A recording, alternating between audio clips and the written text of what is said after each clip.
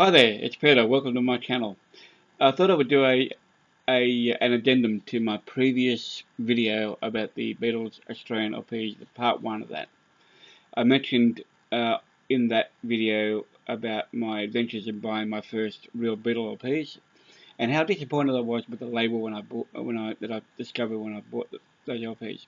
Now, this was the label that I grew up with, well, at least not so much grew up with, but the one that I was most familiar with when I was a kid that I expected to see.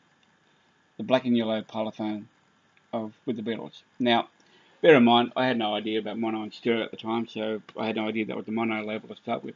Didn't know about the black and silver label either. So, lo and behold, when I was buying my first proper Beatle LPs, and mind you, I already had a Beatle LP, which I'll talk about another day.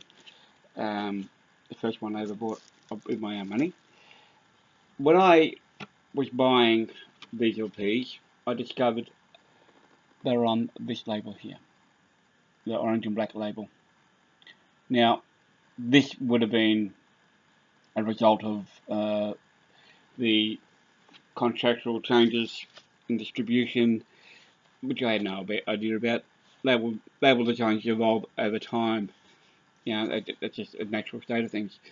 But that label came into being in 1969, and it was after the monos were all deleted. At one point, the black and yellows were being used for stereo. Only about 2 or 3, 4 examples of that actually occurring with the black and yellow stereo label. I will show that to you in the next video, which is going to be part 2 of the LP overview.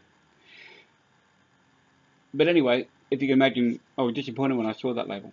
And it's a bit like maybe American viewers, if you saw the Orange Capital in the 70s and you wanted the colour band label instead, which was the original thing back in the mid-60s.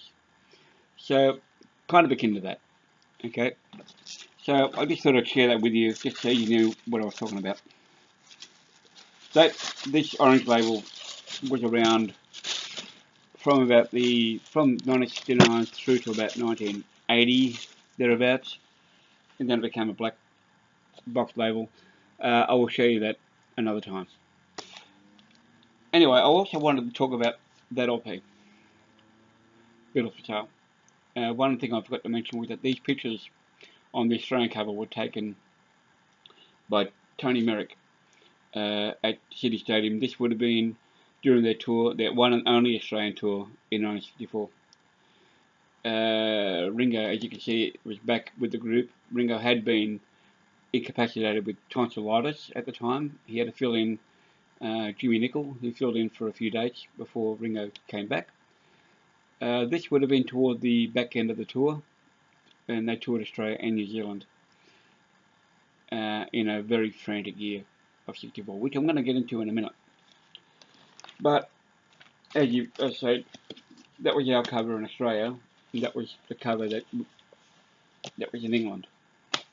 Now, about this record, it doesn't get as highly rated as some of the other LPs.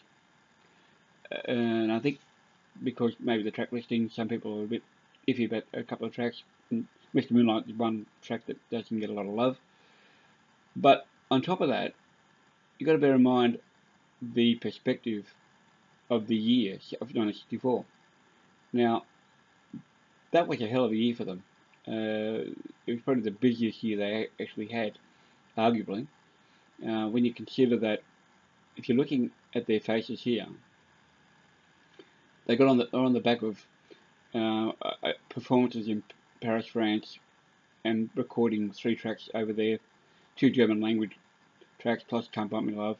Went off to America, where they'd had a #1 with Wanna Hold Your Hand. Conquered America, appeared in the Ed Sullivan Show for about 3 weeks running. Then back to England, and then I think off to Holland and Denmark, then to Australia for the Far East tour. Somewhere in between that, they'd filmed A Hard Day's Night, made the album, made an extra EP, Long Tall Selling, 4 new tracks. On top of that, then went back to America. As I said, they'd been to Australia and New Zealand as well in all this. Went to America, did a tour of America, a big tour of America, one of the first of its kind. Did tours of England again, plus myriad radio, TV, BBC, stuff like that. Then made this album.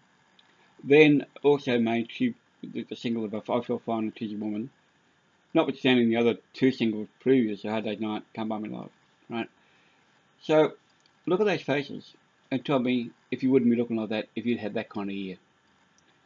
No one has that kind of schedule. Not today. It's unheard of. Bands do tour for 2 or 3 years straight. But that's constant touring. That's a different story.